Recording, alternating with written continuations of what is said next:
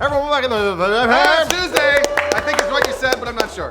We're doing great. So, today on the show, we're asking the question, do you still love the PS4? Why'd you say no? I'm just kidding. I didn't buy one. Fanboy. You have no... Speaking with Game Reactor, Sony Worldwide Studios President Shuhei Yoshida admitted that the powers part of their E3 presentation, remember that comic thing that they talked about for 20 minutes? Yeah. Ran a little too long. He said, I quote, "We spent too much time talking about powers, so we could have made that a bit shorter, so that was a mistake." And we definitely were really bored out of our minds when we were doing We're that as right well. there with you. We were bored to tears. Oh, jeez. So to us, powers represent how much the console war has changed over the past year. Right, if you watched yesterday's Inside Gaming Daily, we described how the Xbox One has done a great job of reversing their original PR disaster of a release. Right, so it seems that this year was Sony's turn to fumble up their demonstration. So that begs the question, Lawrence, do you still love the PlayStation 4? I love it as much as one can love a box of plastic, yes. That's pretty good. With everything that you have? Yes. That's right. So if Everything. I dreamt about looking up porn on my PS4. So if you remember last year, the system snagged all the positive buzz from the outset. Not only was it $100 cheaper, but it could play used games. Yay! Oh, we did it. On top of that, the system debuted with nothing but games at the press conference, as opposed to Xbox One's TV football. Awesome thing. So E3 2014 was a little different. Yeah. Xbox showed nothing but games pretty much beginning to end. Yeah, that's right. Sony's presser seemed to lose that narrative, focusing instead on Sony-produced media, numbers nobody cared I know, about, they really didn't. and powers. Oh, powers was so cool. On top of that, most of the cool reveals were simply reminders that the PS4 exclusive features and games are not here yet. Which ones are those, Lawrence? Oh, there's PlayStation Now. That's in private beta. It's still not available, really. Ooh. Last Guardian is something that people want for some reason, even though we haven't seen it in, I think, 5 years? That's never coming. No, it's not. They had a free-to-play section, which is cool from a business perspective, but, I mean, who's buying a $400 machine to play free games? Cheap people? You know, they showed Uncharted 4, but it was a tech demo. Wasn't really there. Ooh. There's a trailer. That was it was an in-engine trailer. That's called a tech demo. Oh, The only game that really captured people's imagination, the only exclusive, was No Man's Sky. that looked great. Yes. Yeah, that's really cool. Wow, why does Lawrence hate Sony so much? What happened? What an Xbox fanboy, I right? thought you loved that piece of plastic. Am I right? Fanboy. What a jerk. So with all this said though, the question is, does the PS4 have a better year ahead of it than the Xbox One? So I actually think it does, and here are my points. So I think the PS4 has sold way more, obviously, than the Xbox One. It's, according to VG charts, it sold almost double the amount of Xbox One consoles. And then what I noticed this year at the E3 press conference for Sony was that they had all the multi-platform games in their press conference. Correct. I feel like at this point, developers are going to them to say, hey, show off our game, because they know so many people have a PlayStation 4, and I think it's going to sell a lot of games and sell very well. So on the flip side, just to play devil's advocate, Yeah. the Xbox One does have a good year ahead of it, but that's coming from a Halo fan. Okay. And I like the fact that Microsoft is focusing on what made the console big in the first place. Is it going to be as good as what Sony is doing? I don't know, but the fact that they've been trying so hard to win the fans back, whereas Sony kind of got a little ahead of themselves and started saying, like, you know what, people love us no matter what we do. That's an excellent point. But they got a nice reminder when people said, what the fuck was that?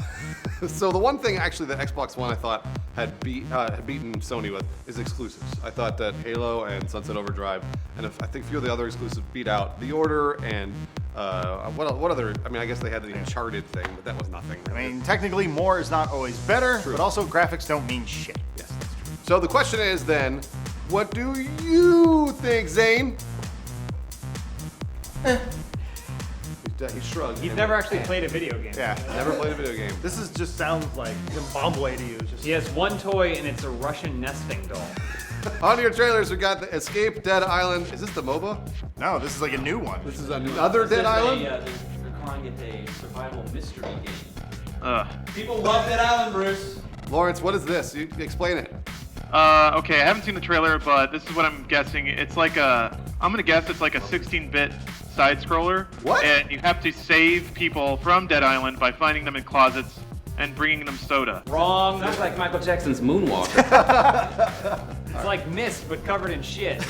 Where's the demand for Dead Island? Where is this coming from? You? I love Dead Island. I play all the games. There's nothing special about it. nothing special about it. What's your favorite Dead Island moment? When I glitched out on a staircase and couldn't get up there. Killer Instinct Season 2 is coming this year, God. only on Xbox. We all have to get PS4s because that's how we're gonna play Destiny together, right? Fuck, you're right. Who wants to be my space warlock, Fran? Elliot, what about you?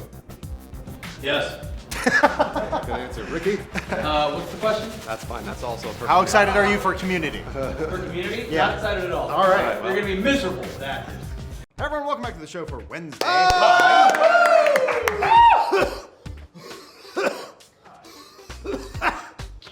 I'm really sick. Lawrence is sick over Skype. Please stop coughing on the mic. Maybe he has a computer virus. Your first start today is Call of Duty killing all the games. Oh my gosh, the whole gaming industry? Did a 360 no scope and knifed it in the face. So we got a couple of fantastic headlines about Call of Duty today that make us proud to be Americans. Right? Right, guys? USA! USA! USA! So first off, if it wasn't painfully obvious that you're playing with a bunch of stoners, thanks to those muffled bong rips you hear over Xbox Live, you can now cover your soldier man with weed leaves. Finally, the character pack is wonderfully titled Blunt Force and Yes. costs $1.99. Look at these sweet pictures of all these weed leaves. That's awesome. You asked for it and you got it. Second, Sledgehammer is saying Call of Duty Advanced Warfare looks better than a game. It doesn't even look like a game. Wait, what does that mean? Hold on. Oh, We're getting there, There's we're a getting start. So art director Joe Salud said, "We did whatever it took to make the game look as photorealistic as possible. The first thing the gamer's gonna notice when they see our facial performances, they're gonna wonder like, it looks like it's on TV. And then they're going to realize, oh my God, that's a game." Followed by, That's crazy. How do you know? "I've seen a movie." So why are we snickering at COD like a bunch of stupid teenagers, Lawrence? Because it's the biggest game around, and you know, like it or not, it's a reflection of what the gaming market wants. That is very true. That's very true. It's just like Transformers. It's big and dumb, but makes a lot of money, so obviously it's what people want. So I guess the question is this bad? Not really. Does it change the landscape of gaming when so much money gets concentrated into a few big games? Sure, I mean, I have always made this argument that the industry needs a Call of Duty. It needs the big guy that everyone needs to does. either rally against or for, because it's the popular thing and it's keeping the industry going. You may not like it, but it makes a shitload of money and it keeps this industry running. But we just found out about Airtight Games. Correct, unless you make games about dead investigators. Murdered soul suckers. Anyway, so moving on to your next story, Airtight Games, creators of Quantum Conundrum, closed today. People say Call of Duty might be killing these tiny little game studios. I don't know. Possibly, or just showing what the industry really wants. Right. That's under 1 month after releasing their most recent game, Murdered Soul Suspect. Lawrence, for those who don't know, what was Murdered Soul Suspect about? Well, it's pretty unique. Basically, you played as a detective that got killed, and you came back as a ghost, and you have to solve your own murder by going around and collecting clues and investigating things. We live in a world where games that let you cover yourself in weed make way more money than novel games where you play as a ghost detective. Now, to be fair though, the company was founded in 2004 and they only put out 3 big games. Right. 2 of which no one really cared for. Well, you're actually kind of supporting the case here, so it's getting harder and harder for unique games to make money in the big AAA space.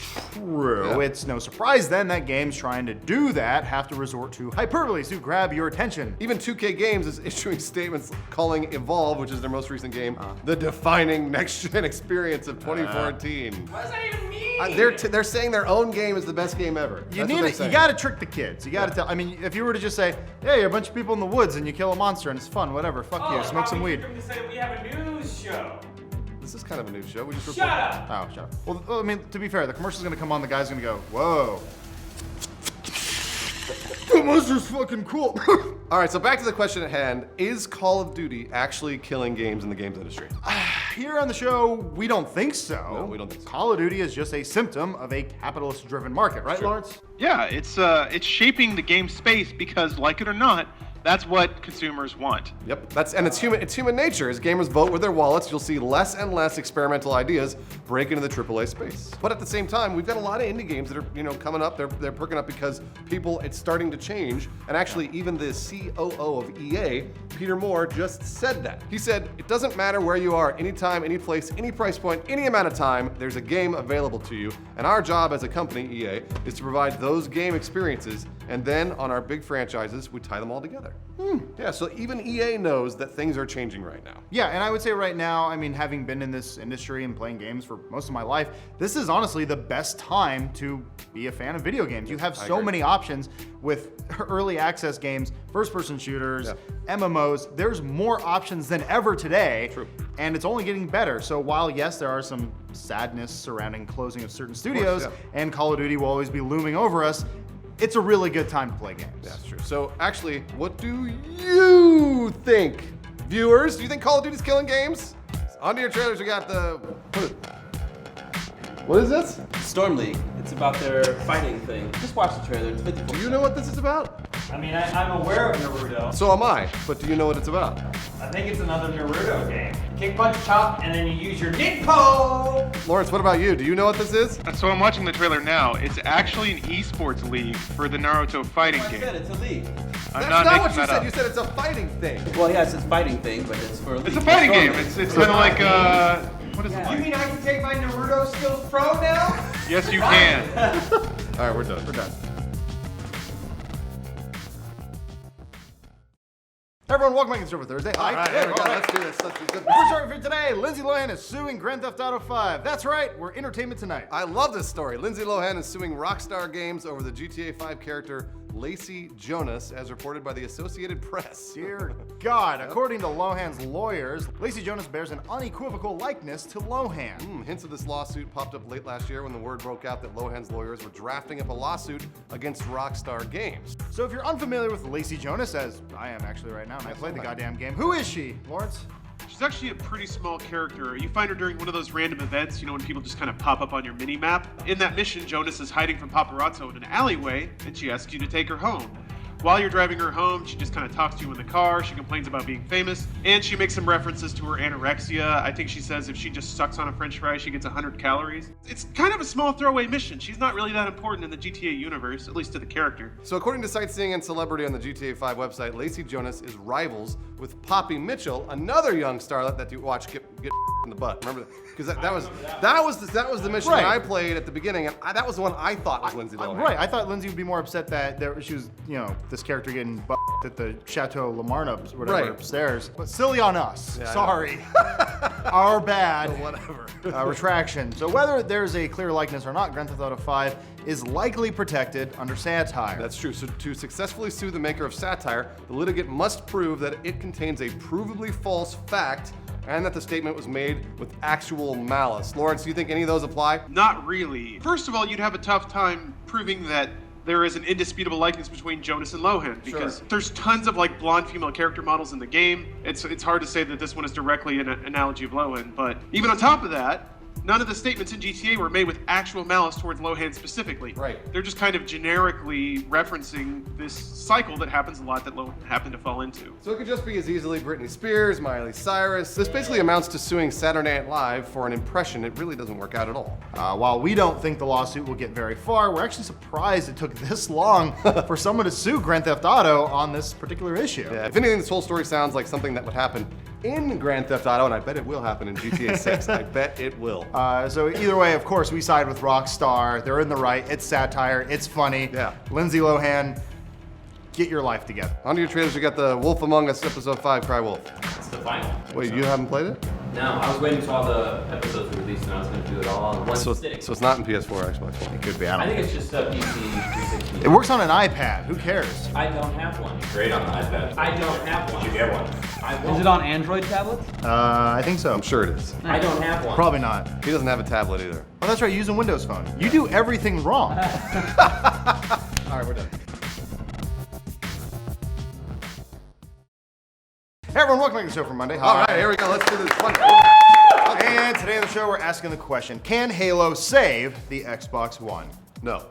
See you next week. Last week, 343 Industries shared a small amount of new info at this year's RTX in Austin. Correct. Yeah. New info included a look at the Master Chief Collection's interface, the addition of director content in the Halo sandbox. Sure. Talking about removed weapons like the Silence SMG and vehicles like the all-new Gun Goose. It's just a mongoose with a gun on the front. I like this stuff. Let me have it. There's also a short walkthrough of the updated map Ascension. Overall, Really nothing truly mind-blowing, but it was enough for everyone older than 22 to get a collective hard-on. And one of those guys with a throbbing piece of man meat was this guy. Yeah, that's true. You were really excited. And God, it feels good to be excited about Halo Sure, all over sure, again. sure. Even if it is just a mass orgy of everything that I love about giant dudes in armor suits shooting religious aliens. Look, I love the BX. What's BXR? What BXR this? is when you press the melee button, the reload button, and then the shoot button really fast so it does an animation that kills a guy basically in one hit. All the pros do it. Coming from me, I love Halo. I actually am a big Halo fan. I played all the Halos. However, I'm not super excited about Master Chief Collection or Halo, even Halo 5. Right. I I'll mean, play it brings up the big question is, who is this for? Right. And we're asking the question, can this actually revive the Xbox One? Even with Titanfall out, we still feel like the Xbox One is missing its system-selling game. We can try and get some indication of how the new Halos will sell from previous Halo sales history, though, so let's take a look at that. Lawrence, get us started there. Sure, here we go. Ready for numbers? Yeah. Here we go. The series really peaked in 2007 with Halo 3, which sold 11.9 million units. That's really good. That's really good. That is really good. Yeah. But since then, the series has kind of bounced around. ODST, which came out in 2009, and Reach, which came out in 2010, sold 6.2 million and 9.5 million units respectively. That's still So pretty Reach- good, right? For a Yeah, console Reach did exclusive. really well. Not bad. Halo 4 also did pretty well. It sold basically as well as Reach at 8.9 million units. Not bad. But according to previous numbers, it looks like the Master Chief Collection won't do very well. And why is that, Lawrence? Well, Combat Evolved Anniversary did not do very well at all. It only sold 2.2 million units. So Right. if you're kind of expecting the nostalgia factor to kick in and for Master Chief Collection to sell really well, that may not be the case. Now, Master Chief Collection is a better product. It's got 4 games in there. Right. It's a great price. Right. Halo 2 HD. I know a lot of people spent a lot of time on that because it was the first online one. So the nostalgia factor may be a little stronger in this case. But I mean, even I've got an Xbox One, and I'm not gonna rush out and buy the Halo Master Chief Collection. I will buy Halo 5, but I will not probably buy the Halo Master Chief. I mean, it's got 4 games for $60. I get it. Still not really my thing. I'm not super excited about it. So while Halo 2 HD makes longtime Halo fans pretty tight in the pants, Yep. history does not indicate that this will be the big Halo revival that the Xbox One wants it to be. Yeah, but then again, there's hope around the corner in the form of Halo 5. I'm very excited about Halo 5. It's possible that Halo 5 will be for the Xbox One what Halo 3 was for the Xbox 360. So let's go ahead and compare that. Halo 3 came out in 2007, like Lauren said, 2 years after the release of the Xbox 360. Right, and similarly, Halo 5 will release in the fourth quarter of 2015, 2 years after the release of the Xbox One. Correct, and sales trajectories of the two consoles are incredibly similar, right, Lawrence? Yeah. Yeah. We're 9 months after the release of the Xbox One. So if you go back 9 months after the release of the Xbox 360, it had sold 5 million units. Right now, the Xbox One's sitting at 4.8 million units. So the two consoles are selling at almost the exact same rate, which means there will be theoretically a similar number of Xbox Ones out on the market when Halo 5 releases. But the really big variable here is that the PlayStation 3 was late coming out to the Xbox 360 game, whereas the PS4 and Xbox One both came out at the same time. PS4 is killing it. So that's the big variable in terms of, I think, Halo sales as well as the Xbox One sales. Correct. It's one of the last exclusives that Microsoft has. Yep. And is it really enough to get enough people to buy an all-new console? So from what I've seen, the sales graph peaks in 2007 with Halo 3, then slowly declines to where we are today. Right. So the big question is this enough to get you interested in playing Xbox again? Is the nostalgia factor big enough that all of us are going to go collectively out there and play Halo 2 all over again, including the rest of the game, so to get ready for Halo 5? So what do you think, Adam? Because I actually want to know what you think. What do you think? I personally, it felt nice getting excited for Halo again. I said that before, I'll say it again. It feels good to have a game that you can be happy for, excited for. Do you think Halo 5 is going to sell better than Halo 3? That wasn't an answer! It's too early to tell right now. Oh, come on. But with all the things that 343 Industries has in place, Yeah. with the right people who are working on the game right now, True, guys that's like true. Bravo and Ghost, all these XMLG guys, I Yeah. think they're taking it in the right direction. Halo 4 went off enough of a weird path that it made people get mad that all they have to do is do what worked the first time to bring them back. It's actually a brilliant plan. But ultimately, if they just get the gameplay down, I think enough people are tired of Call of Duty right now that the I agree. nostalgia factor will kick in and Halo will once again be on top. All right, well, hopefully Adam will be correct. The hard-on is like pushing through the pants. On your trailers, we got the Halo Master Chief Collection There you trailer. go. The Terminal trailer. Yes, it's about the Arbiter, right? Right, Phil? Yep.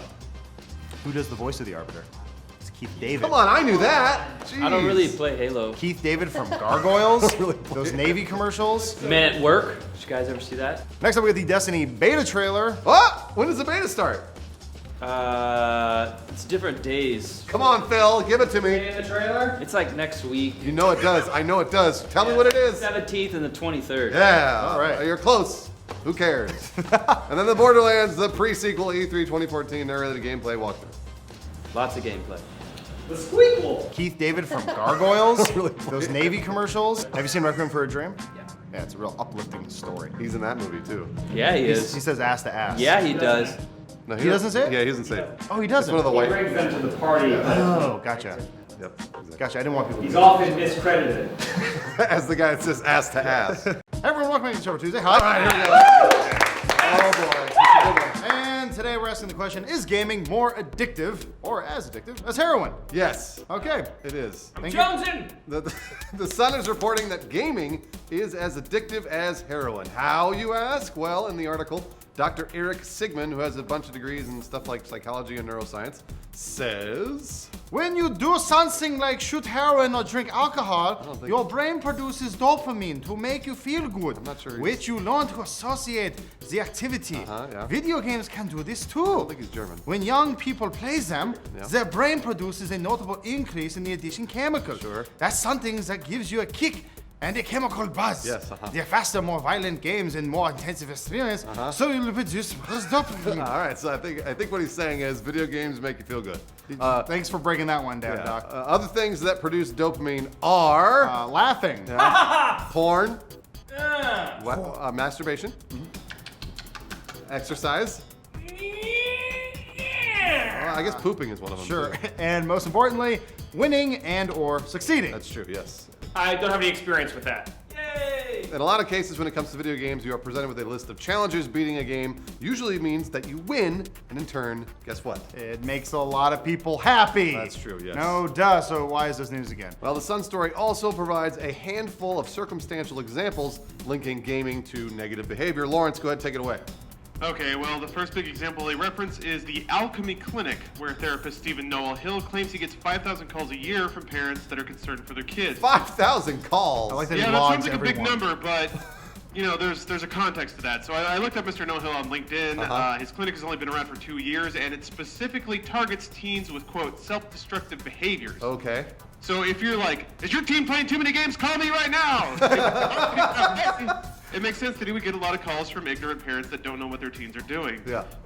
Also, he's not a doctor. He's got a BA in international relations. Ooh, a Bachelor of Arts. The article also lists several shootings in which the killer had played Call of Duty. Right, of course. Then again, Call of Duty is the most popular console game in existence. That's true. So it's likely that anyone, whether they're killing someone or not, has just played Call of Duty out of percentages. And actually, Lawrence kind of dove in and did some journalism for us. He found a few isolated examples of deaths that are directly related to gaming. So go ahead and tell us about those. Sure, but these have taken place over the last 5 years. Yeah. It's not like there's an outbreak. You know, in 2012, there was a Taiwanese man who died in a cyber cafe because he played League of Legends for 23 hours straight. Fucking awesome. Good for him, huh? That's awesome. He must have been great at mid lane by the end of that. They also referenced Daniel Petrick, who shot and killed his parents when they wouldn't let him play Halo 3. But like that you. was back in 2007. Yeah, that's Or 2008. So before we refute the rest of this ridiculous Sun article, here's how you find out if you are addicted to video games. Have you experienced relationship problems because of your gaming? Do you feel irritable, anxious, or sad when you try to cut down or stop gaming? Do you engage in pointless discussions involving Andrew House and Phil Spencer and who would win in a wrestling competition? Have you lied to anyone because the amount of time you spend gaming? Have you noticed an increase in Dorito-laced BMs? And lastly, do you constantly feel the need for Mountain Dew? Mountain Dew. Lawrence, I think you have a problem. We should talk. So we're not saying this article is wrong, just completely sensationalist. Weird for a tabloid, we know. Just like everything in life, gaming has the potential to be addictive. So part of being a responsible adult is balancing enjoyable and responsible activities. Yes. So don't be dumb. Please. Take a shower now and then, go for a walk, kiss a girl or a boy, whatever Either you're one. into. Maybe both. And just don't sit in a chair for 23 hours and kill yourself. Yeah, it's pretty simple. It just requires some balance. Just a little bit of maybe, prioritizing. Try to eat healthy once in a while, get some rest. Maybe jog on the treadmill once in a while so you keep that heart going. Mountain Dew. On to your trailers, we got the Battleborn reveal trailer. The new game from Gearbox Software. That is correct. Is this a MOBA? Is it a first-person shooter? It's a shooter. Wait, no, wait, I thought it was a MOBA. Lawrence, what is it? It's a hero shooter. What? The hell does that mean? All I know is there was an elf chick with a bow and arrow. That means MOBA. There was a steampunk man. Cut. How many bones have you broken, Joel? I've broken my left arm 4 times. What? I didn't know that about Doing you. what? Freaking off, furious. Falling out of a treehouse, running cross country, and snowboarding twice. You gotta stop going snowboarding. I broke my left leg, I've broken my nose, I've broken fingers and toes. Did you hear that? I had no idea. Yeah, I've only Wow. broken one bone. I broke my arm. I broke my toe once. I've never broken a thing in my body. Yeah, neither You're have about to! Hey! Oh, my arm, it's gone. My rib. Useless. I broke my rib. Everyone, welcome back to the show for Wednesday. Hey, Wednesday! Full of Tuesday! Watch this, watch it. Watch it. Now one more time. Watch. Right here. You ready? Your first star for today, Minecon 2, also known as Minorama, has been canceled Well, days Dave, before the event. We did it, everyone. nice job. Minorama, an independent Minecraft convention scheduled to run from July 12th through the 13th, that is not sponsored by Mojang, has been canceled days before the convention was set to open. Right, the cancellation went out over Facebook and Twitter, causing those who had purchased the $150 tickets. Oh my gosh! Oh boy. Not to mention booking a hotel room, all the travel and stuff. Pretty much everyone's crying scam. That's true. It may not have helped that the first tweet started with, in all caps, "Please note we are not a scam." Please note we are not a scam. Over and over.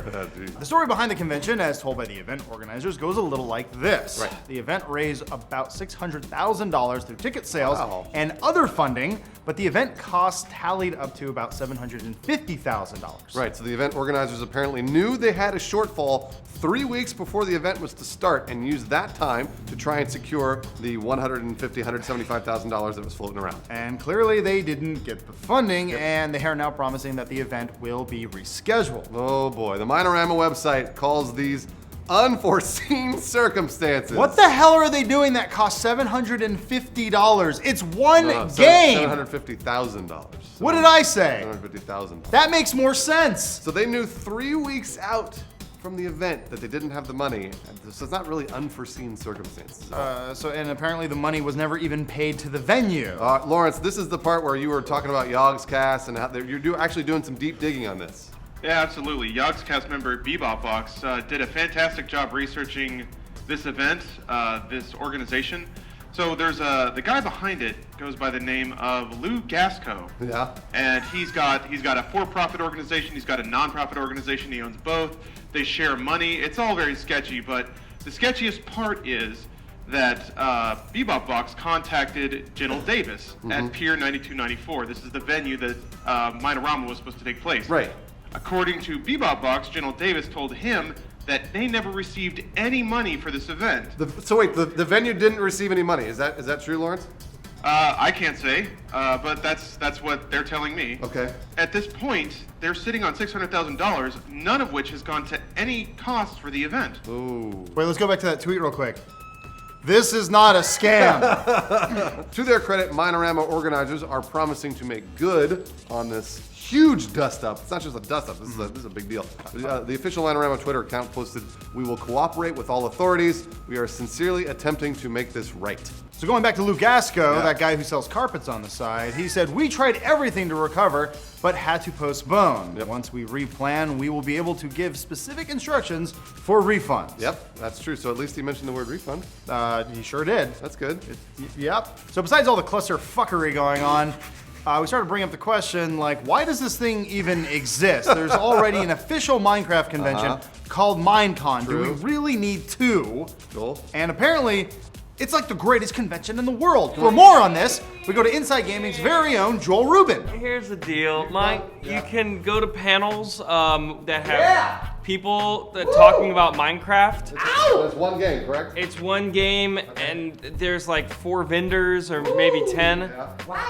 So you can buy Minecraft stuff. Is Notch there? Does Notch go? Notch goes. That's cool. Yeah, but What does it cost to go to this thing? it's like $50. Well, it has been in the past, like $50. No. but you also have to fly to Paris, or Orlando, or romantic Las Vegas. I say if people keep trying to give their money to non-official Minecraft conventions, they get what they deserve. That's stupid. Lawrence, you want to go to Minecon with me? It sounds like fun. God, I've been waiting to hear that for years. So Bruce clearly thinks that you get what you pay for in this sort of situation, but what do you think? This piece of garbage. Is Minecraft a big enough game that it deserves 2 conventions? Maybe it should have 3, possibly 4. James, you're starting your own Minecraft convention, right? Yeah. What's it called? It's called Mine Who? So that way you can meet your Mine friends. Is it Mine Friends? Mine Friends, yeah. I've never actually played it. Your online friends. Your online Mine Friends. And then Joel's starting his own as well. Joel, what's yours called? Mine's called Into the Shaft. I feel like this episode is a scam. Pretty much is. They don't have to pay for anything. I feel like every episode we do is a scam. Like we're getting away with murder just in little increments. Just a little bit. Yeah, we're just kind of like, step. Just a little. Not really. It's a Stephen King novel. Just slowly corrupting a Mini nation. murder? Your first start for today, Minecraft 2, or sorry, Minecraft 2. Sorry, I meant Minecon. I was gonna. I You're got making this up news already. No, hero. Can you buy one of those pixel swords? Yeah. Good, because you can also buy them anywhere. Hey everyone, welcome to the show for Thursday. Thursday! Here we go. Let's do this. Come on. And today on the show we're talking about Far Cry 4 and asking the question, is it too small? Screwing the hype cycle we're accustomed to, Far Cry 4 game director Alex Hutchinson told Game Informer that the game's world will be about as large as Far Cry 3, so not much bigger. Oh, he said, I quote, with Far Cry 4, we felt that the map size for Far Cry 3 was really good. Maybe you can even go slightly smaller What? and... What? Sacrilege! and instead of going bigger area, we would focus on density. Sure. Density. Not the game Destiny. Nope. Density. So for me, it was try to pack in more events where you come across NPCs, more events where you come across enemies doing unusual stuff. So we're used to every bigger number in a game series being bigger in every single way. Yeah, of course, we're used to things like bigger worlds, more guns, more cars, bigger dicks. Yeah! I don't know if you should clack for that. Instead, Hutchinson wanted Far Cry 4 to focus more on density than square footage. He says, there's always a desire to go bigger in open world games because it just feels cooler. That sense that if it's bigger, then there is more to do. If it's bigger, there's more to explore. Right, we know that isn't the case though. Lawrence, please tell us about gaming history. Oh, sure. It is littered with games that brag about numbers that don't really matter. I mean, how many guns are in Borderlands? 700 million. I think I said a bajillion. Yeah, And you end up just using the one purple one that you found in that one crate that one time. that's true. And other games, I'm gonna say it. Skyrim and Just Cause 2, a little too big for their own good. Yeah. Lots of traveling across open ground with very little to see, aside from a lot of snow. I disagree. With what? Skyrim. Skyrim. It's a gaming debate. Here, well, this is what happens, right? When you start playing Skyrim, you're like, oh, I want to go there, that sounds fun. And then you point yourself in that direction, you turn on auto run, and then you pass out. No, I get a horse first, and then I turn on. Oh! Also, there's fast travel. Only if you've been there. No, you can take the cart ride from the guy. Only to the main city. What the fuck are you talking about? Yeah. Lawrence, you just have no imagination anymore. Why don't both of you kill yourselves? All right, so the question is this a good thing or a bad thing for Far Cry 4 that the map is about the same size as Far Cry 3? Well, at this point, we here feel like we can trust Ubisoft with Far Cry, or at least the franchise, because of Far Cry 3. They did a pretty damn good job with They it. did. Far Cry 1 and 2 were both kind of iffy and may have been a little too big, and also the games weren't so perfect. Far Cry 3, I felt like, was the perfect mix of those two games. I agree. So, to you, Ubisoft, we are totally fine with you guys telling us that a smaller map is better for the game. We believe in you. That's true. You should probably just think of a better way of phrasing your PR messaging. Rather than saying it's Just rather saying like, you know, we're still working on the map size. I don't know what it is, but like you can expect it to be pretty big. So there's gonna be a lot to do though. Just say that. There's a lot to do. There's a lot to though. do. A lot to do. There's a lot of dudes to do though. What? Here's the thing. Huh. If the developer didn't tell the audience how large the game size was, We wouldn't know. We would. no one would show. have any We idea. would have no idea. Yeah. Overall, though, personally for me, I totally agree with what Lauren says. More is not better in the terms of size. What you really want is a lot of things to do, and I actually Just like he said. Exactly. And the thing that I really did like about Far Cry 3 was the random events, just walking by and seeing some hostages or a random animal attacking you. I would like more of that rather than more places to walk. I know we were talking about GTA 5 earlier, and that felt very daunting to me. Even though I loved having all this area, blah, blah, blah. I didn't want to open up this map and try and figure out where I was going and like all these things I kept getting sidetracked with. I'd much I didn't want to play the game. I'd much rather have a focus, Joel. I wish GTA took place in one building.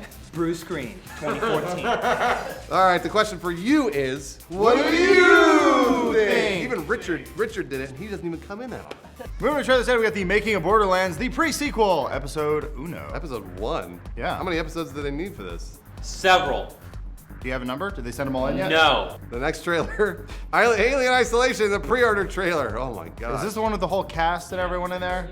They got all. You get Sigourney Weaver? Yeah, she visits you. She visits you? Comes to your house and plays the game with you. I don't know. I like having lots of open world that you can walk around and get lost in. I think that's super fun.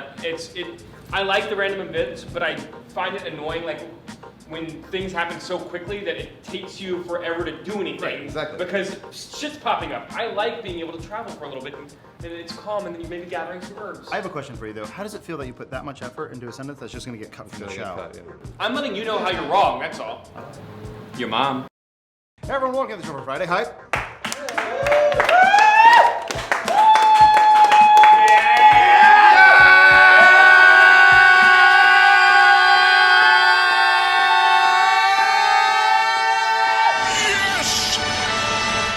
For today, guess what? The Xbox 2 is getting a thing now. What? I Wait, don't no, know. that's not true. That's not a new console. Possibly, maybe. It's probably an Xbox One redesign. That's probably what's gonna happen. Wouldn't it technically be the 4 now? The Xbox 4?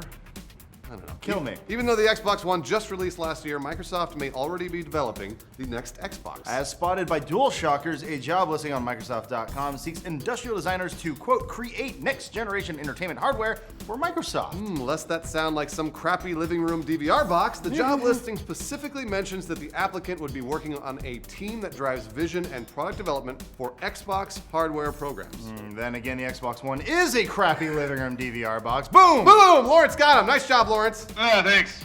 Really sticking it to him. I actually rather enjoy it as a living room box, but thank you. Yeah, I think it's probably pretty cool. The job listing has since been removed, however, possibly because the position has been filled, but also maybe because Microsoft noticed that the post was getting attention and pulled it. I got hired at Microsoft. No, you didn't. I'm moving to Seattle. You work here. Here I go, Xbox 2. Too cold for you. You wear shorts. That's true. Either way, as we see it, this could mean one of two things. Either Microsoft is already designing the Xbox 2. What'd you call it, the 4 though, right? The 4.5. I don't know. Or they're redesigning the Xbox One for a re-release. Interesting. What do you think, Lawrence? Oh, I think the latter is way more likely at this point. Yep. So console design takes a number of years, and it's possible and probably likely that somebody at Microsoft is working on the next Xbox already.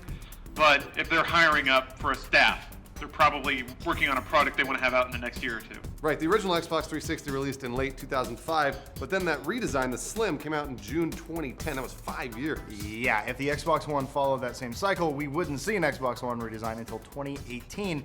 Most of you will be going to college, maybe even middle school. No, I think they'll be married by that time. We're betting dollars to donuts that a slim Xbone will be coming sooner than 5 years, though, because that Xbone is huge. It is a little giant. Too big. Like almost they came out with that as a prototype. We said this before. It's pretty much a beta box. Yeah, that's true. And that the better one would be coming out later. But the big question is, what do we think the new Xbox Slim will look like? Right. Well, let's deep dive into our little imaginations. So the Xbox One is way too big, as we said, and it seems they have a ton of empty space. I think they can take about 40% out of that big black box right now. Did you pull that number out of your ass? I did, but we've seen the inside. We've seen the pictures of the insides, and it's like it's literally the circuit boards are here. Right. Can you visualize it? Circuit boards are here, and then the box is here. Right.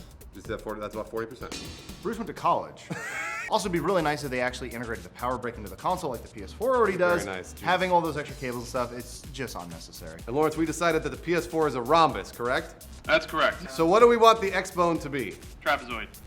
Really? No, but that's... Isosceles triangle. How about, instead of making the Xbone smaller, they make it bigger, hotter, louder? I like it. Let's go in the opposite direction. Fuck it. Let's go crazy. The new slogan should be, when the Xbox is on, everyone in the room should know it. Lawrence, read it like if Don Matrick wrote it. When the Xbox is on, everyone in the room should know it.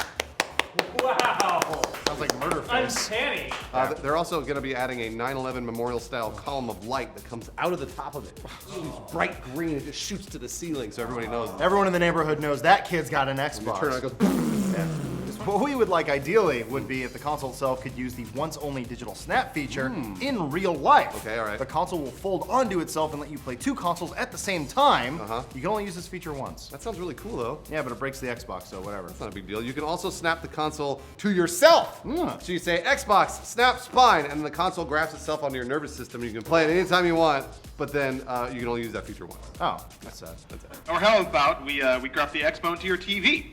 So your TV has this giant Xbox backpack that it can carry around wherever it goes. Portable gaming. That's kind of cool. Doesn't your TV just kind of stay in your living room though? Like No. You would get a little rig and pulley system, so you can take it around with you, and then you have Jorge push you around. It's great. Wait, who's Jorge? He's the guy that comes with the new Xbone. Wow, this sounds Are we in a world where we're trying to move away from bigger things? We're getting like smartwatches and like Google Glass. Yeah, everything that's old is new again, right? Giant TVs, giant consoles. He's right. It should be bigger, hotter, louder. Jorge. On your trailers, we got two. Shadow of Mordor behind the scenes, Troy Baker and Christian Cantamessa. I like half those people. Well, Christian may be a nice guy. I've never met him. I thought it was a woman. Next up, we have R. Nasurge, Ode to an Unborn Star reveal trailer. Does anybody know what that is in here? I've got a guess. Okay, tell us. All right, I played this game called Ars Tenelico on the PS3, and the story revolved around a dude who would fight monsters so well that he would vaporize the clothes off of women. And then so they absorb magic through their skin, right? So the less clothes they're wearing, the more powerful they become. I think that's what this game might be about. Hey, do you hate looking at us and only want to hear us? I do, yes. You should check out our podcast. That Well, I don't exists want now. to, no, because I hate us. What's it called? The Inside Gaming Podcast. Yeah. It needs a catchier name. All right, so give it to us. Something like Elephant Show Miracle Journey. Elephant Show Miracle Journey, the podcast. Tune in. Click it Download. right now. 2. It's a sequel. 2. What happened to the first one? Failed. Canceled. Hello, welcome to Silver Monday. All right, first news story today. Oh man, there's a lot of news. The free-to-play model is dying. It's dead. Hate playing fun video games for free? Yeah? Worry no longer, because Mud 1 and Mud 2 designer Richard Bartle doesn't see much of a future for free-to-play games. In case you're unfamiliar, which you probably are, MUD released in 1978 and stands for Multi-User Dungeon yes, and I is already knew that, widely yeah. considered to be the first virtual world ever created. Speaking at the Develop conference in Brighton last week, Bartle claimed that the free-to-play model survives off the backs of a few high-spending players, and actually those are called whales. Did you know that? This all sounds made up. I'm not a whale. As more and more games compete for the same number of whales, fewer games will find financial success. Wait, so a guy who was part of the games industry in 1978 He knows. Yes. knows what's going Yeah, on. well, he in made the Mud 1. industry. He made Mud 1 and Mud 2. Did you know that? Yeah. Let's hunt some whales! Furthermore, Bartle claims that as players gain experience and familiarity with free-to-play games, they will gravitate towards games with higher production value and more complex mechanics. And he's just saying, so then at that point, they're AAA games. Yeah. Bartle's final point is that there is no predictability in when a free-to-play game will try and squeeze some money out of you. With retail games, the point of sale is well known. It Yeah. happens before you can even start playing. Yeah, you give them $60 and you play a game. In free-to-play games, developers might hide a small transaction near the end of a quest, while a different game may sell item packs or performance boosts. Lawrence, what's an example of that? They're too numerous to count, really. Probably the first game that tried something like that was Farmville, all the shitty Facebook games. Yes. Basically, they leveraged your own impatience against you. They would give you a task.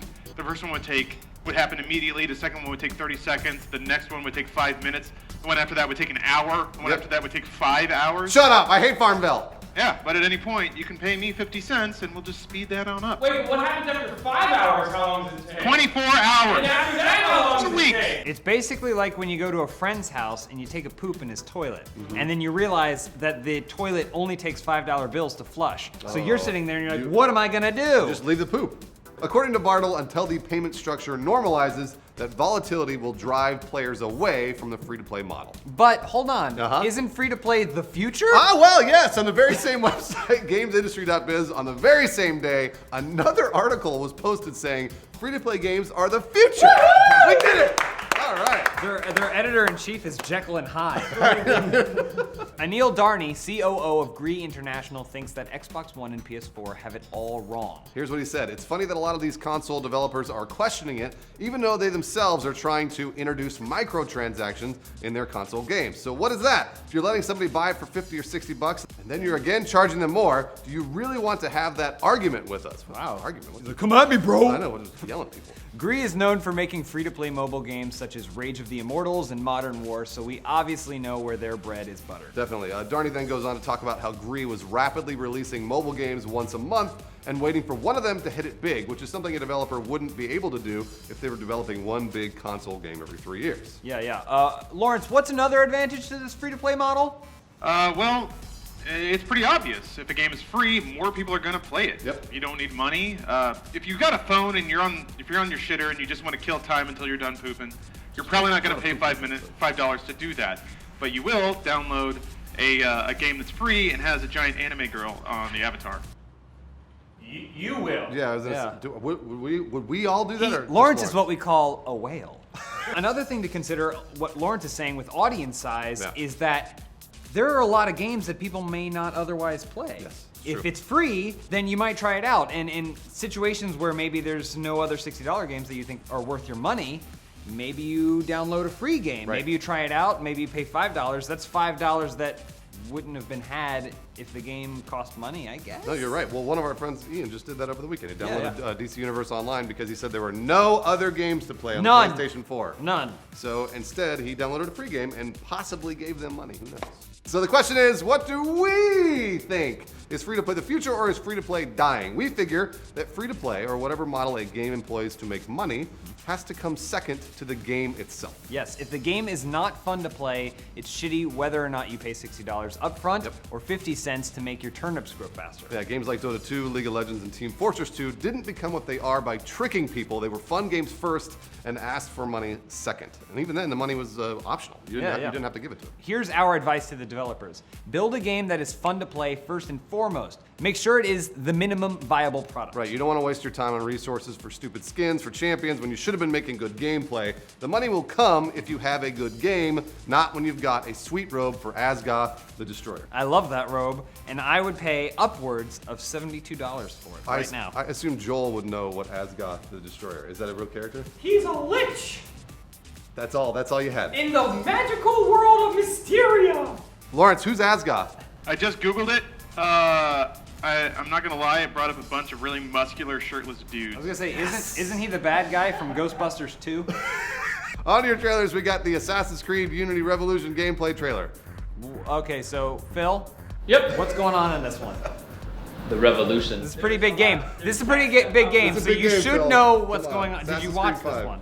I just got here, but I watched it. There's just gameplay snippets and there's a bunch of text that says, oh, this game's amazing and whatnot. Amazing. Do we see anything cool in the trailer? Nah, not really. Okay. On to our next trailer, Tekken 7 teaser trailer. Phil? Lawrence. Phil's clapping. Phil's just clapping. Lawrence, what about Tekken 7? I'm the king of the Iron Fist tournament. Spool, can you name one character from Tekken? That one, The bear. That's Kuma. right. What about King? Iron King. Heihachi. Jin. June. Asgoth is not a character. in Tekken. What's his name? Martial law. Martial Law, Forest Law. Is there a military guy? Julia. There's the Jackie Chan ripoff guy. Lawrence is saying a bunch of. Isn't there like a crappy weird guy? Yoshimitsu. Wang. Wang. He's the Jackie Bill Chan Wang. ripoff. Bill never forgets Wang. Hey everyone, welcome back to the show for Wednesday. Serious Danny Show is only one hump. Well done. Your first story for today, are YouTubers selling out? Yes, the answer is yes. Okay, thank you for watching. Cha-ching! YouTube collective Yogscast recently announced Yog Discovery, or Yogs Discovery, whichever one you prefer, a revenue sharing model that aims to cut YouTube content creators in on game sales. Right, the model is pretty simple. Sales of a game the week after one of their gameplay videos are released are compared to sales the week before when there were no gameplay videos of said game. Right, the content creators are then given a small percentage of that difference in sale when the video came out and before the video came out. They compare. Okay, well the reasoning behind this program is actually very simple. Lawrence? YouTubers gotta get paid. You forgot the sun. Well, I left it off. YouTubers gotta get paid, son! There we go. There it is. That's what it is. Yeah, okay, yeah. This is the latest headline in an ever-escalating discussion on YouTubers and compensation. Yeah, as Yogscast says, we are not journalists and we do not provide reviews or opinions on games, in quotes. Right, however, there are several videos on Lewis and Simon's channel that are straight reviews of the games. Granted, those are about 3 years old, but they're there. You should probably take those down before you say you don't review games. And they did at one point purport themselves to be product reviewers, so when did that change? We're guessing when the check hit the mailbox. That makes a little more sense. So the question is, why is that? Yeah, why did they change? Traditional editorial content isn't doing so hot these days, as we know here, and a lot of other blogs know. The audience has shown over the last 2 to 3 years that they want more informal, personality-based gaming content. And gameplay. Gameplay. Yeah. People don't give a shit about interviews. It's true. We learned that the hard way. And Lawrence, you've been in this game for a long time, so what has changed? It's just a question of money and audience, really. Gaming editorial self-applied a very rigid structure about separating advertising money and content. And that was all well and good, except the internet never believed that actually worked. They accused everyone of taking money for reviews, and they just kind of gravitated towards more empathetic figures. They wanted a buddy to play games with. And then they started inheriting those people's opinions. The irony is that when people wanted holistic, independent gaming content, but they watched something else entirely, and now they're opening themselves up to being misled. Yeah, isn't there some sort of legal issue involved in this whole thing too? Potentially. If it is an advertisement, it has to be disclosed, Right. But it's not obvious that this content is an advertisement. It's hard to draw the line between content and opinions that have been paid for, Right. and content that exists and has just been paid for by somebody else, but all the content is still genuine. Obviously, every YouTuber is going to say, this paycheck did not influence my opinion or the content of this video at all. But then again, you had things like review events and traditional games editorial where you would go to a very nice hotel for 4 days, have free food and drinks, and play a game. 10 out of 10. Yeah, You can't say that doesn't influence your opinion. Thanks for the helicopter $5,000 to play a game, you're probably going to like it. So obviously the issue is very blurry, as Lawrence just kind of showed us. Similar issues have been reported on Eurogamer and Gamasutra. It's in distinguishing opinion content from advertising. In truth, this content lands somewhere in the middle for Yogscast. It's called advertorial. This has actually existed for years. Yeah. And given that it's nearly impossible to draw a neat line between advertising content and sponsored entertainment, it's up to YouTubers to decide how transparent they want to be. And hey, we are the first to admit when we, Machinima, are wrong. Way back in January when people found out Machinima was paying YouTubers in their network an extra $3 per 1,000 views for saying positive things about the Xbox One, we actually came out and apologized for our company, who were not nearly as transparent as they should have been. With that said, though, we, as in us personally, didn't get paid any extra or have anything to do with that program. Just for full disclosure. So everybody knows. So along with all this Yogscast thing, NerdCube even commented in a video that he made yesterday saying, I'm not comfortable taking money from devs, indie or otherwise, because I got this feeling we're in it together. He went on to say, but this Yogs Discovery thing on their post, they say everyone wins, but I don't think so. Right. Also on Reddit, prominent YouTuber All Sham No Wow said, the content output for this series is incredibly lazy for this kind of deal they have constructed. They are fucking 15-minute Let's Play videos, something that takes absolutely no time to produce. The amount of money that they will make from this is astronomical in proportion to the work being put in to get it. Yeah, okay, but for some reason it's okay to wear LeBron James Nike shoes. That's true, that's an excellent point. He had a $90 million contract with Nike, which required him to shoot 2 commercials. Only 2. A year. Yeah, that's nothing. But no one complained that he was making bank while the Chinese manufacturers were begging for an extra 3 grains of rice. What we're saying is input of effort doesn't matter if the effort moves the product. It's not like the game developer had no say on their cut of this deal. They think it's a fair deal. Why do you, All Sham No Wow, or anybody else, have a problem with it? Oh, that's because you're not making the Yogscast money. That's exactly what it is. Possibly. I mean, it does. Everyone gets kind of a weird feeling when money starts to get involved with gameplay. Some people have a very holistic view on it, and they think, hey, this is for everybody. Right. And some guys, like Yogscast, see this as a business opportunity. Where the greedy line starts to rear its ugly head, we don't know. Yeah. Lawrence, break this all down for us.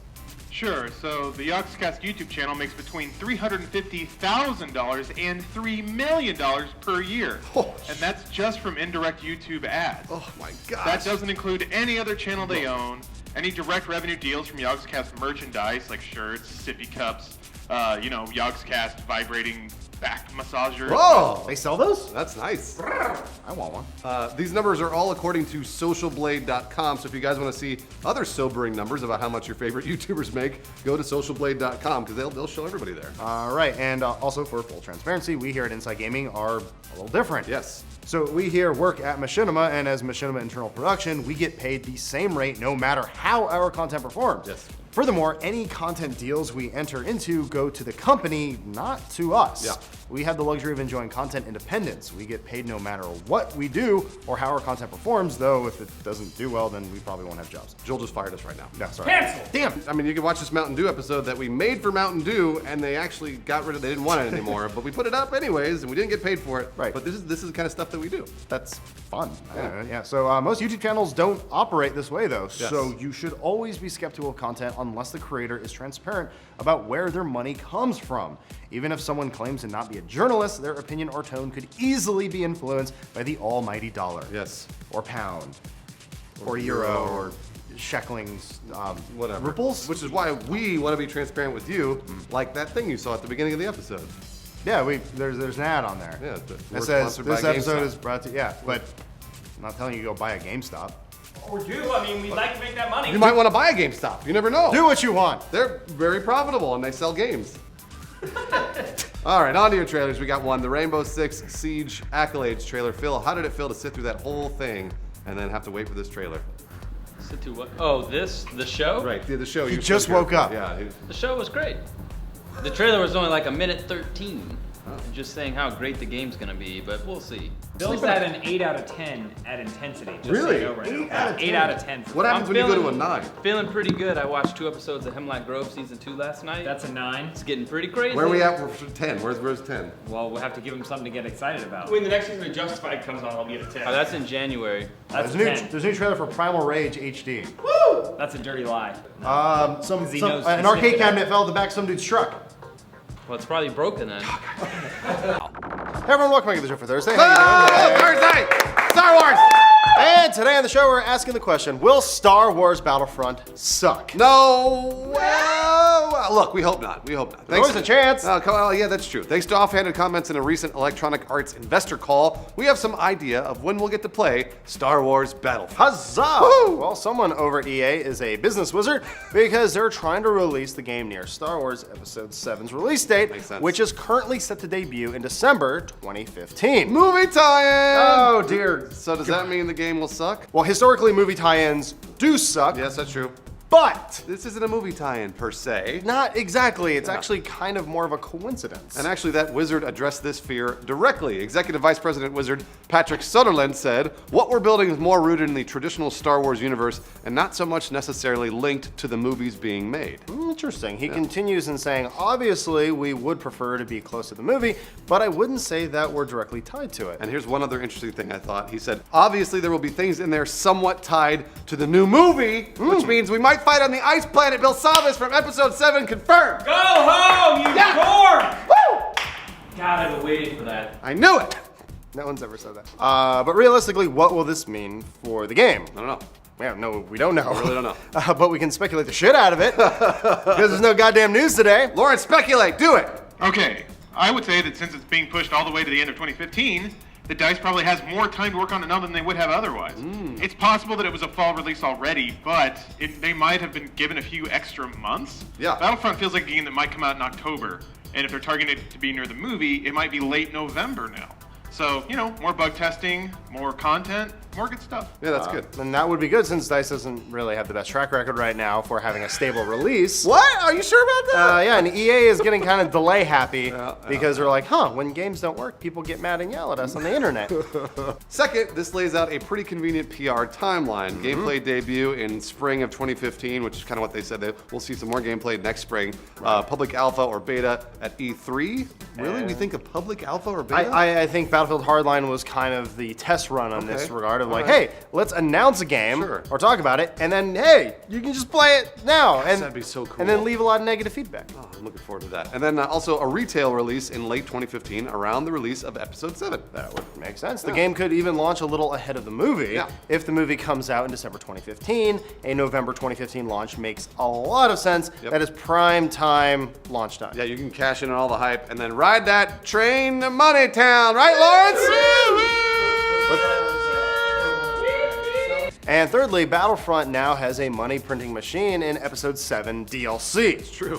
Provided the movie isn't terrible, I really doubt it's going to be. Geez. The first thing Battlefront fans are going to want is new Star Wars movie content in the game. Oh, that'd be so cool. EA and DICE can clean up by selling Episode 7 related DLC, a season pass to play on Korriban 7, which isn't a real planet, or Atcon 7, that's a planet that Lawrence made up, or whatever, maybe some lightsabers, light daggers, light fans, lightsaber guns.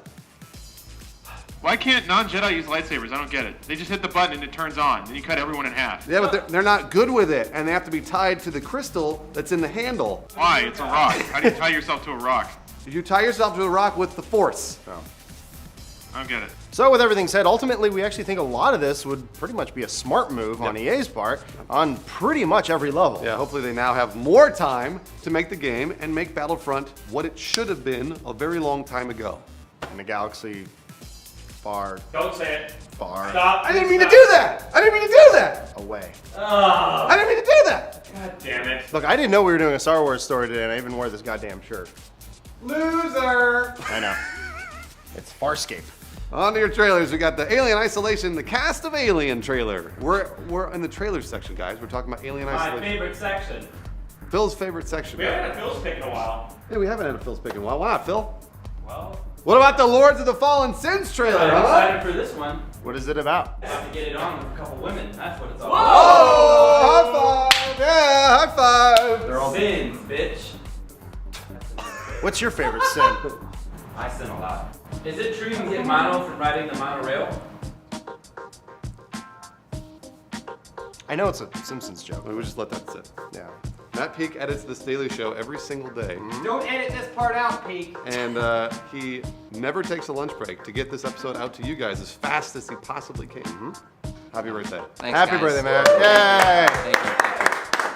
You do a great job every single day. Now get back to work. Fucking sit down! Hi, everybody. Welcome back to the show for Friday.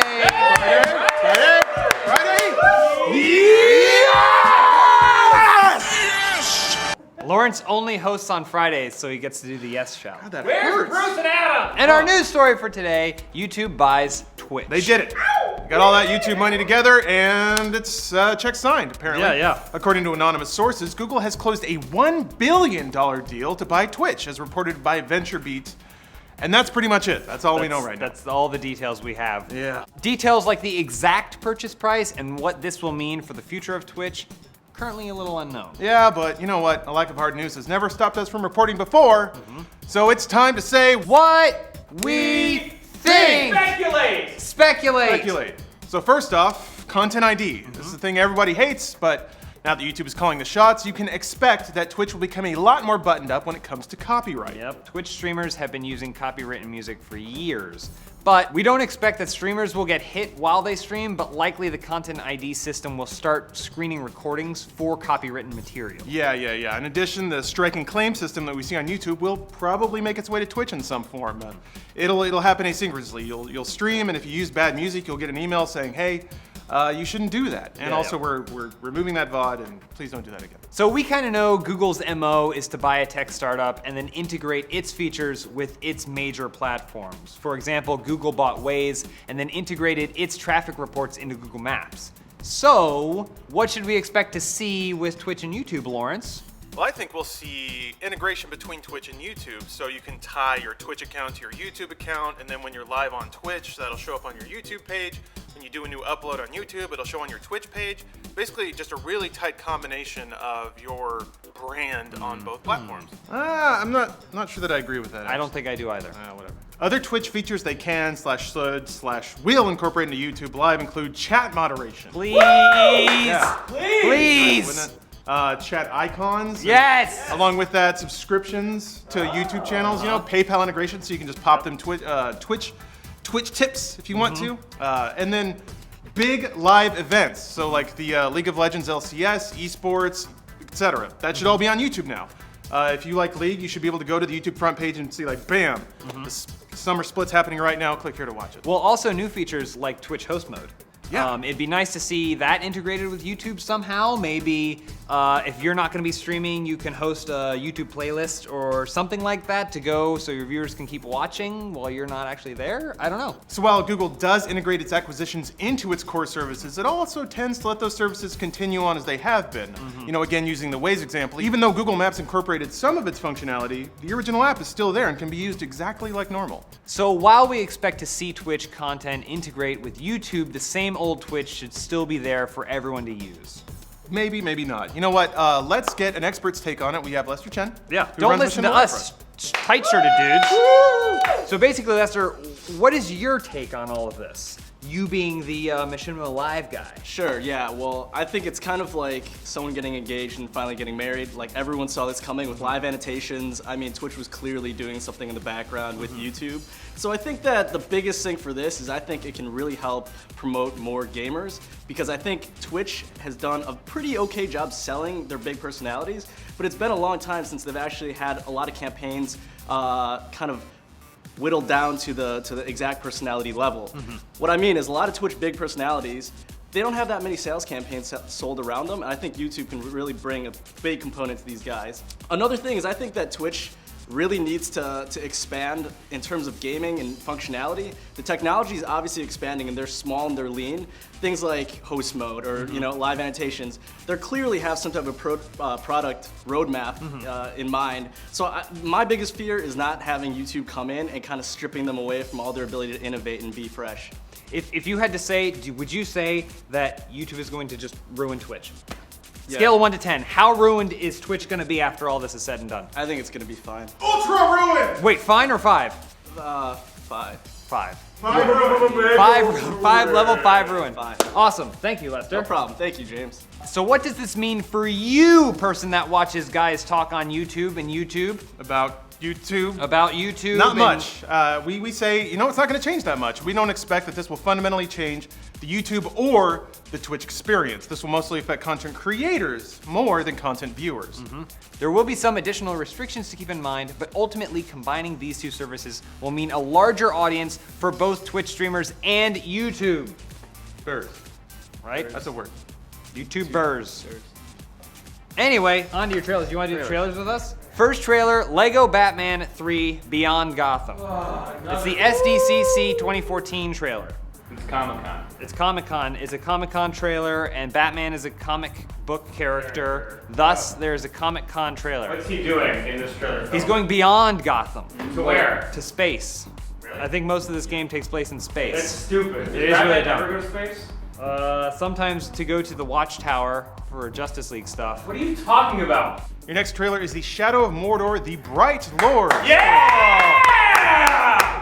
Something we're excited about. That's a Joel's pick. The Bright Lord seems very Joel-y. Bro, are you the Bright Lord? Is that what this is about? Yes, I am. His sword shimmers and so do his jeans. We saw Damon Jeep. Shadows of Mordor. We loved it. We did. We played Looks it for a great. long time. I can't Looks wait like a lot to of fun. fight the Bright Lord. What do you think a good of guy or a Batman? bad guy? I don't watch Batman. Celebrimble. Huh? I think it's Celebrimble. No, you're thinking of Dumbledore. What does he have to do with the game then? Because he was around like millions of years ago. No. Your character in comics, so he's a haunted spirit. Why is it bright? Lawrence, you need to read the Silmarillion. No, I tried to. It was just a bunch of poetry. I only read Lord Byron because he sings about. Just stop. Everyone, we got the show for Tuesday. Hi. It's Tuesday. Come on, let's do this. Here we go, And let's your go. first and star of today, PewDiePie, is the king of YouTube. Whoa! What? He did it!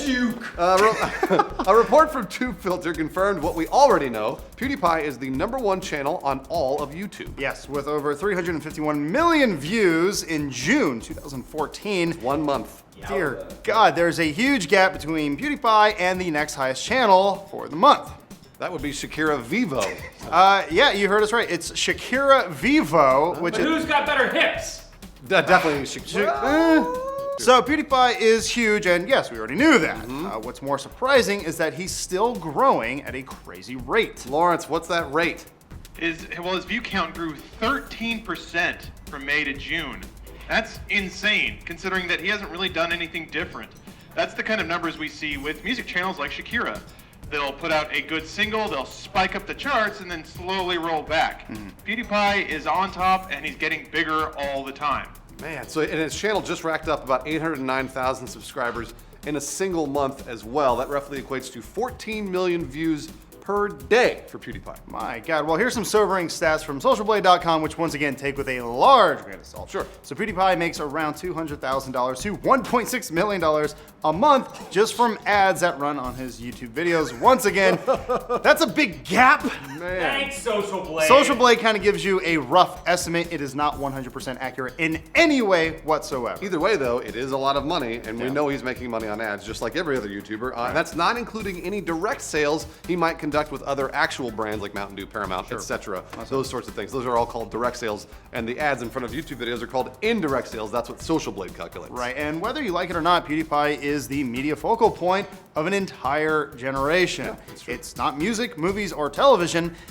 It's a guy playing video games and making funny noises. Right. Lawrence, what are we getting at here?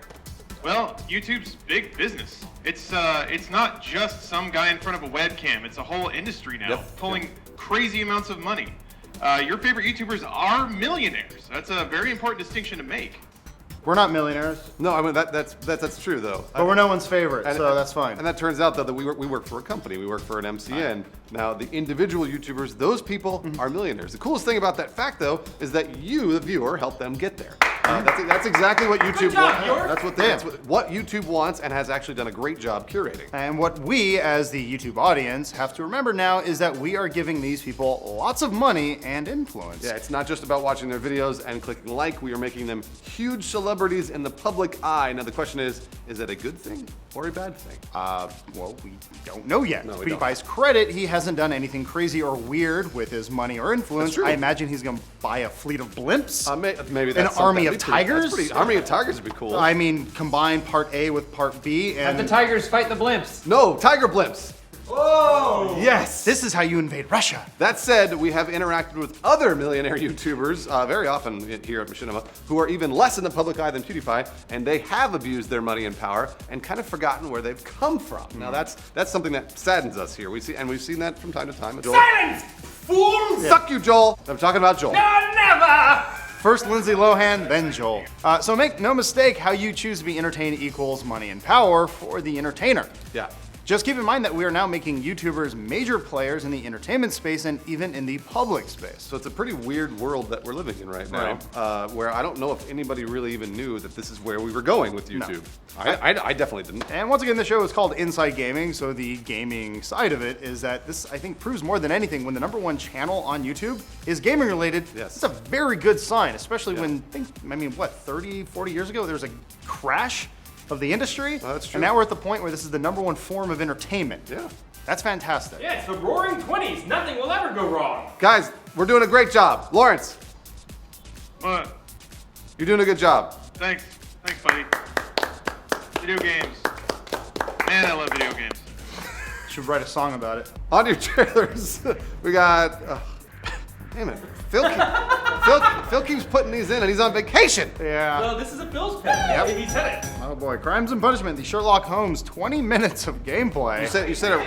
Crimes and punishment. Yeah, you said it wrong. It's called Crimes and Punishments. The game's 15 minutes long. How did they do this? Why don't they roll the credits? It's a Phil's pick, which I think I'm going to nix that one and move it over to the Dragon Age Inquisition, the combat gameplay. Yeah, we'll move the Phil's pick to that one. Yeah, I think we're going to move that one, That's a good Phil's idea. not gonna like that. No. Well, you know, he's on vacation. You know, That's kinda what happens. this is going to have to, we're going to have to do Evil Phil. It's a weird thing where like females. Yeah, Lawrence would know. Lawrence, help me out here. Whoa, what's up? So they have those like anime characters that like they're women, but they grow penises, and that's how they get around having penetration in anime. Yeah, thank you.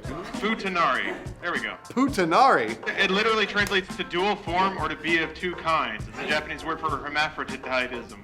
I knew what Adam was talking about, but like a functioning, normal human being, I denied it. Ah, yes. All right? Lawrence not only admitted to knowing what Adam was talking Knew the about, name. but then provided more information on the topic. Hey everyone, welcome back to Surf Wednesday. It's a backward tump. Backward tump. What does that mean? Shouldn't you do it together? No, Bring it in it's a backward hump. What does that mean? Your fly's coming down.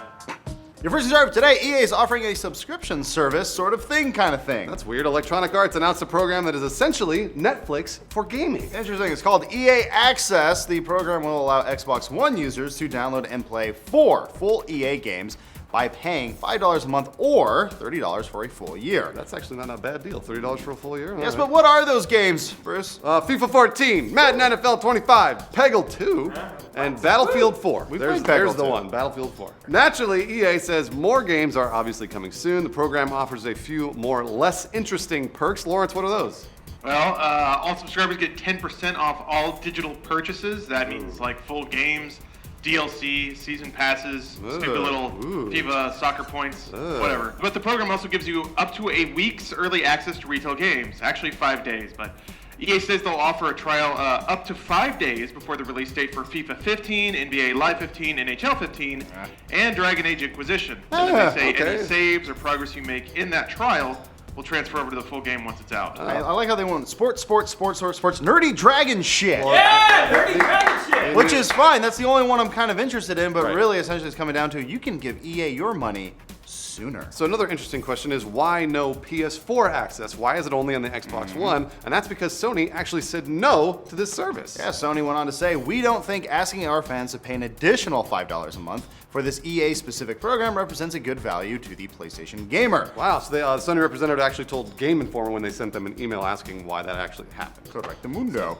They justify their position by talking about how big PlayStation Plus is for them. That makes a lot of sense, but you and I were talking. Well, so overall, that statement is kind of odd since Sony's basically saying they know what is best for you, that we're all kind of big dummies for asking otherwise.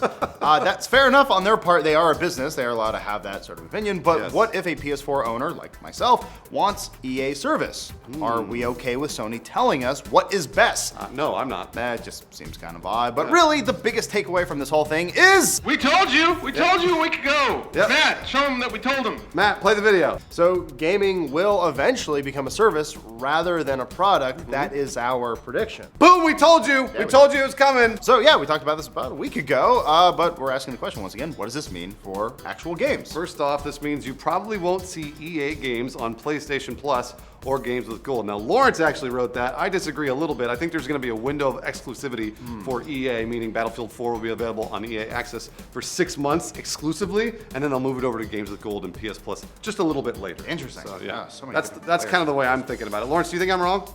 I don't think you're wrong. What I think it just complicates everything, kind of in the way Sony just said no, and then they masked it by saying, no, we're doing it for you guys. No, come on. The truth is they don't want a competing service on their platform. Right. And I think that's going to be the real case here. It's going to be like movie producers, how they talk with, like Hulu and Netflix and Crackle and strike individual deals to make their content available on that platform. That's going to be what we see with publishers now and platform holders like Microsoft and Sony. It's just going to be a lot of negotiation and a lot of weird, complicated business bullshit. Definitely. But most importantly, the biggest takeaway here is that this is a glimpse of where gaming is headed.